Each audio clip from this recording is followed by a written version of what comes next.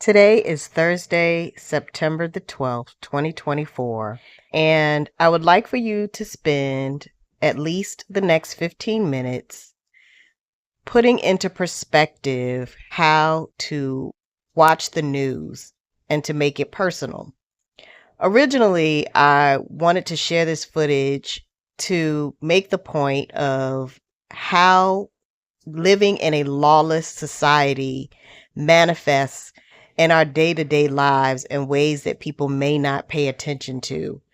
And in this particular set of clips that I'm going to share, there is a person that has to be rescued from their vehicle because they did not follow the warnings to shelter in place during this hurricane and were actually out driving in an area where they had police officers stationed in their vehicles to try to serve as a deterrent from people driving into the exact conditions that overtook this driver and their vehicle.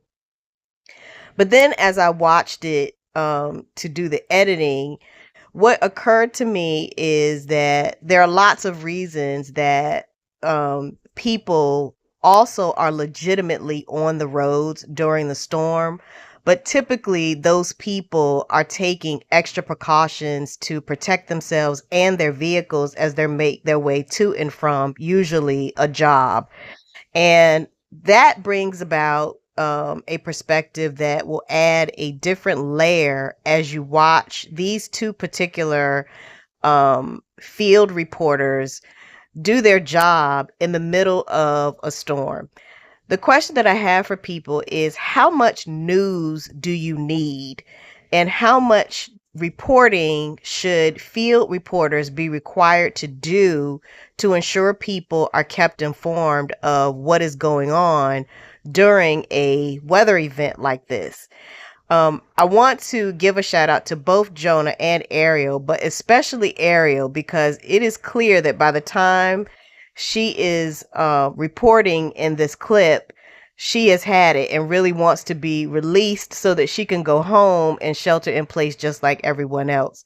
But it really just gives you a perspective on how people watch the news, because usually people will see it and watch it as though it's a television show and it gets good ratings.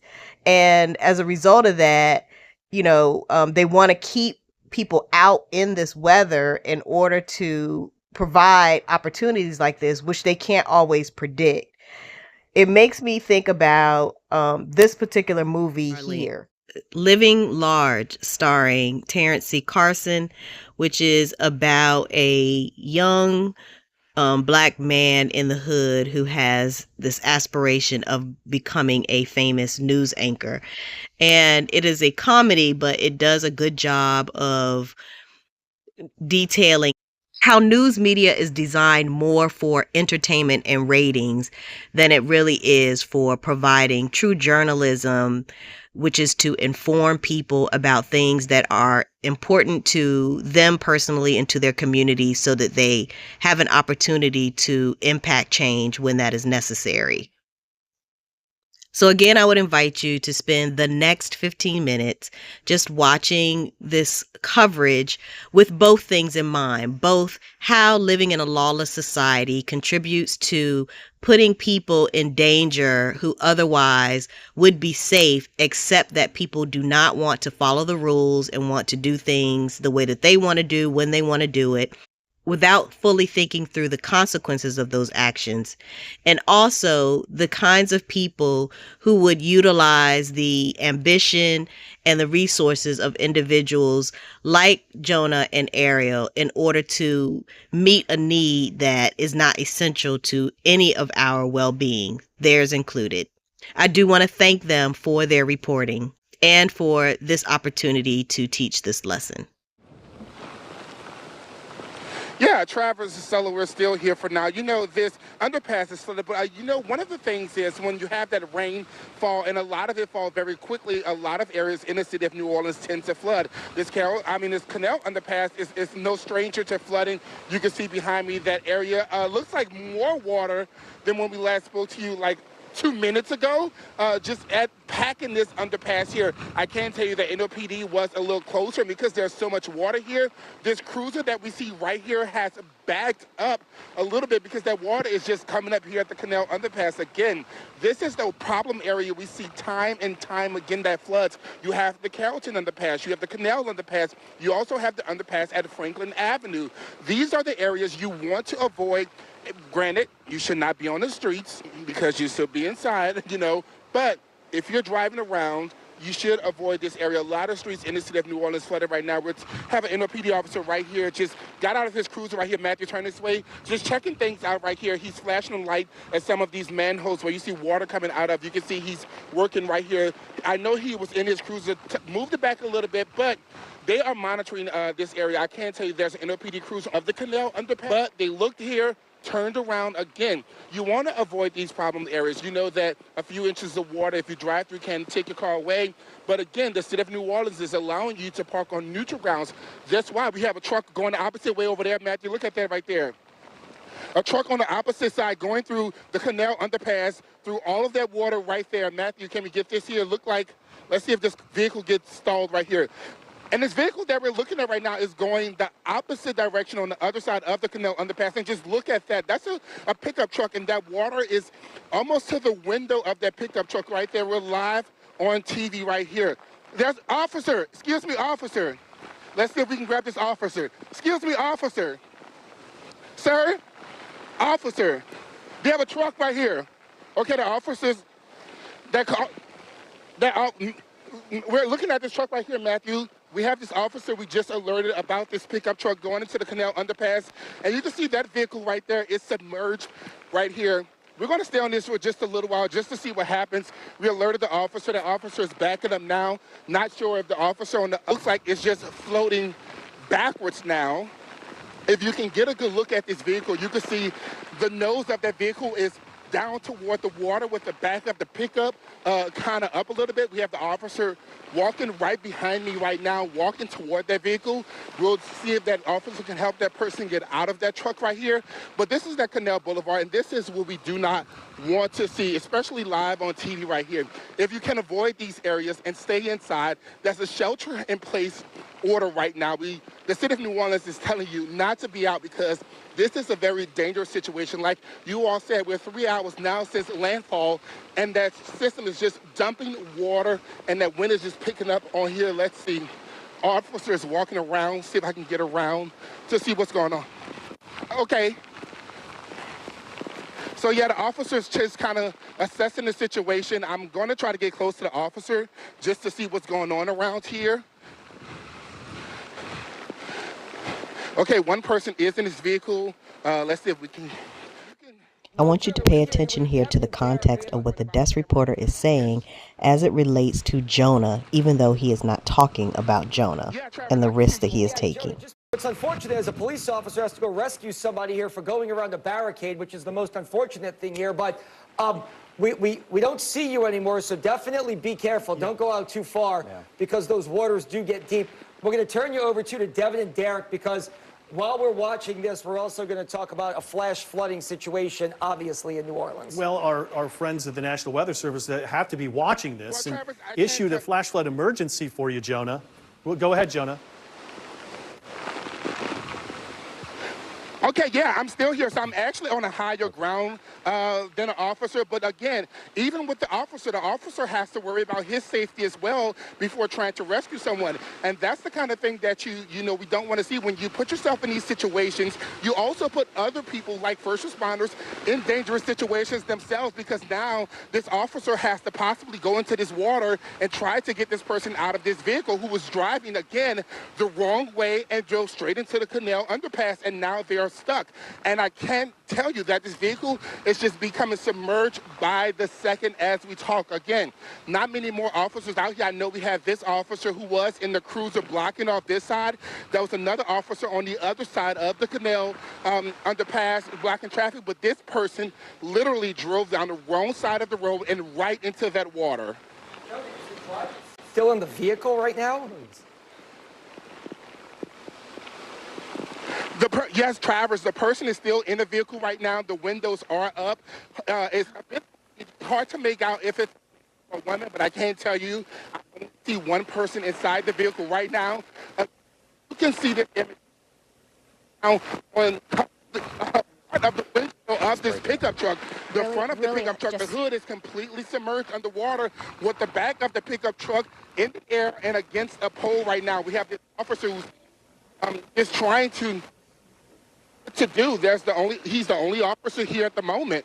Hopefully he's calling for additional assistance. This is why we had those high water vehicles and boats available and the resources available by crew members and for the rescue operations. But hopefully right now we're just hoping this person's okay, that the driver is okay. Yeah, we're going to see if our photographer, Matthew, can get a better shot right there. While we stay on that video, though, Jonah, Devin and Derek have a lot to get to. So.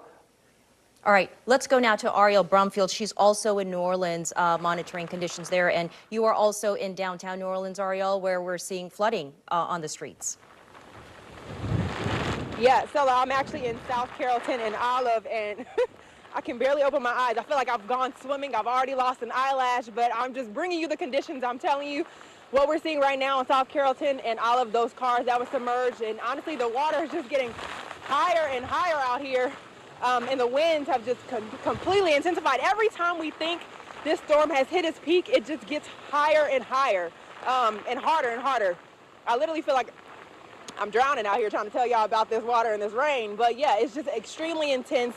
Cars are still driving out here, which is the crazy part about this whole situation. It's like, what is the reason to be on the road? You shouldn't be. You should be at home right now because it's that intense, it's that dangerous, and these cars are stalled.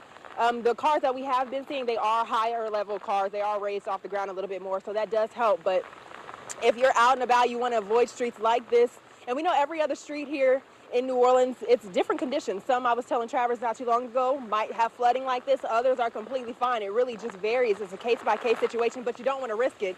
And so in situations like this, you really do just want to stay off the road. I try to keep bringing you updates as I can. I'll send it back to you guys.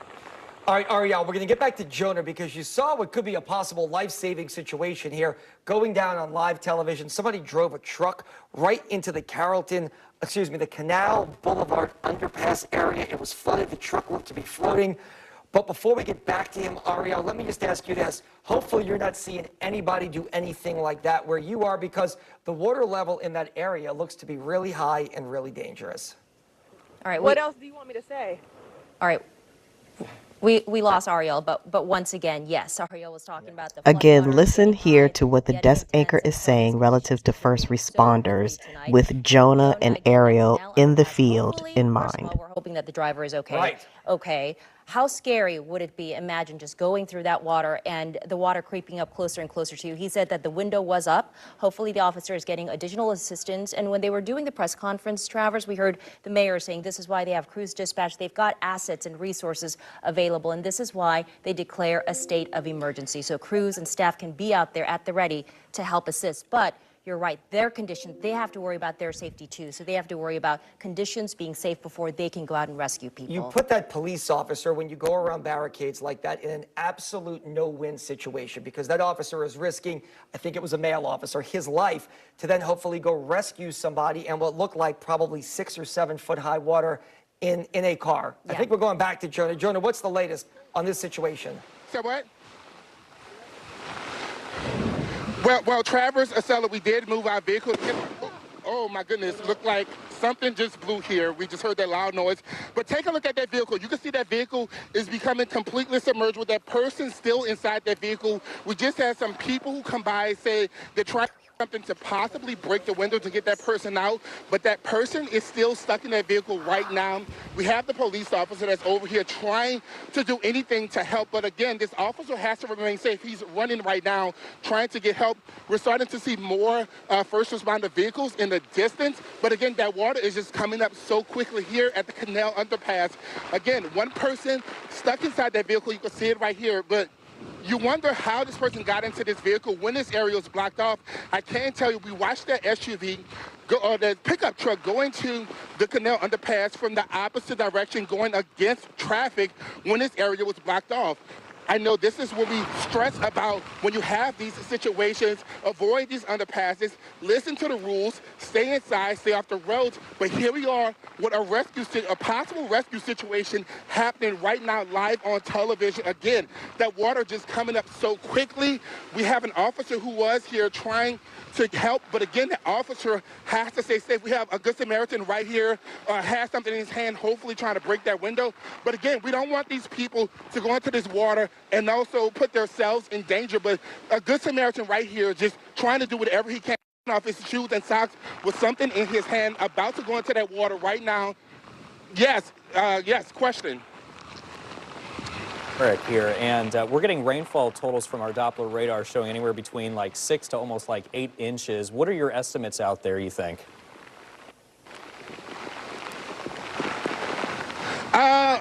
Actually, the canal underpass, we're talking about feet.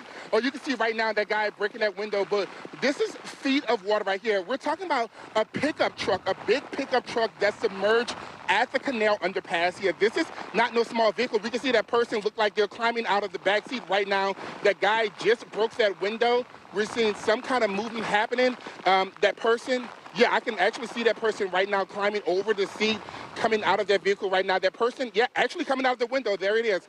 That Good Samaritan right there broke that window, pulling that guy right now. More officers, look like firefighters are also coming in right now. It's a man that was inside that vehicle. Look like he's a bit stuck right now, trying to get out. Yeah, Jonah, this is, we're staying on this because obviously the person in the gray rain suit just saved that person's life, Jonah. Wait, hang on. That Good Samaritan helping. Yes, that's a life-saving measure right here. That guy holding on to the pole. This is a life-saving Good Samaritan right here. And Jonah, look, you're right. For anybody who has been there, you're talking 6 or 7 feet of water there in that underpass.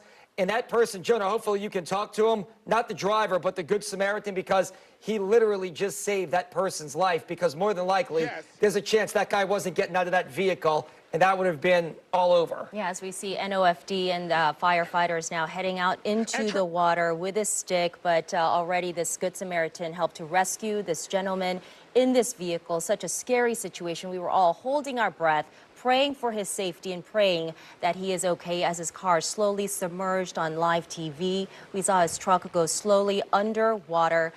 We have all been so scared for him, but right now, again, if you are just joining us, this gentleman has been rescued from his pickup truck that was submerged in this underpass on Canal in high water and flooding situation right now. He has been rescued. He's coming out right there. You can see crews are out there getting him out. Jonah? Yeah, Jonah, try to catch up with that Good Samaritan if you can. Excuse me, sir. Excuse me, sir. What's your name? Miles. Your name is Miles? Miles, what made you just jump into action to help save this guy's life? We're talking about this vehicle was submerged. I just had to go in there and do it. I'm a nurse, so got to save lives, right? And people don't know, but you actually came to me to ask me what was going on and went back to grab something to bust a window. So you were really adamant about saving his life. Of course, you got to, right? I mean, we have the guy right here, but thank you. And what's your last name? I'm sorry, Miles? Crawford. Thank you so much, Miles. You did a good deed. Thank you so much for saving that man's life. And you can see that man right here going around our vehicle right now with New Orleans Police Department and NOFD. But again, that vehicle is submerged. Honestly, you're only seeing the top of that vehicle right now. And Matt, if you turn this way, you can see that guy is walking away right now with NOPD and NOFD. Again, life-saving right here on live television. But again, this is what you want to avoid. That rain still coming down heavy, flooding this area. We're looking at the area now, and that water is just rising. So much water just falling right here. And again, you don't want to go around police officers or barricades and drive through underpasses, as this can be the outcome.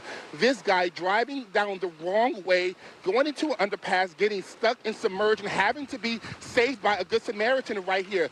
This is what we really don't want. This is what we've been stressing. If you don't have to go outside, don't go outside. Always remember to turn around and don't drown. Yeah, such a close call there, and so happy to see the gentleman rescued. I know that you haven't talked to him, but just seeing from where you are, how does he look? Does he look, he doesn't look injured to me, but how did he look to you?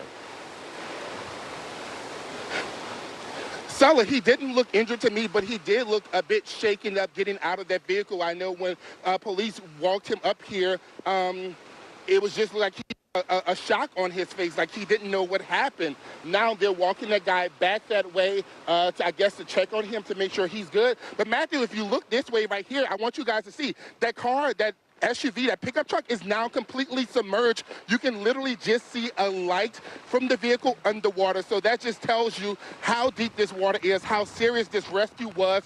Right here, thank God that Good Samaritan jumped into that water to break that window and get that guy out of that vehicle. But again, we saw that vehicle go in, we saw that vehicle slowly become submerged, and now you can't see that pickup truck at all, just to show you how much. Now I want you to consider what the rest of the evening, week, month, year will be like for Jonah as he processes having been out there during this event. What happened, you guys? Yeah, Jonah, look, I know you're going to get on top of this. It's brutal rain out there right now. We don't know if that was a medical emergency, a senior citizen, if it was somebody, I hate to even say it, who may have been impaired. We don't know. But whoever it was, they drove around that balcony. I'm sure you'll get to the bottom of it. Also, the man told you his name, the Good Samaritan. Miles Crawford, I believe, was his name. I mean, look, that man deserves all the credit in the world because he literally just saved a life. And we captured it here on live TV. So with seconds to spare, I mean, you guys saw that vehicle is now completely underwater. If he had not gotten to that gentleman, the older gentleman, on time, with moments to spare, we don't know what we would have seen as we were all holding our breath and just really, I have never said so much prayer while I'm on live TV, hoping that he is safe. And right now, everyone, he's okay. He has been rescued. Firefighters have taken him to the hospital, so he is fine. Yeah, Jonah, sir, if you can get us an update now that this is cleared. There was a time when not only did we not have 24 hours of news, we didn't have 24 hours of television, and programming actually went off air.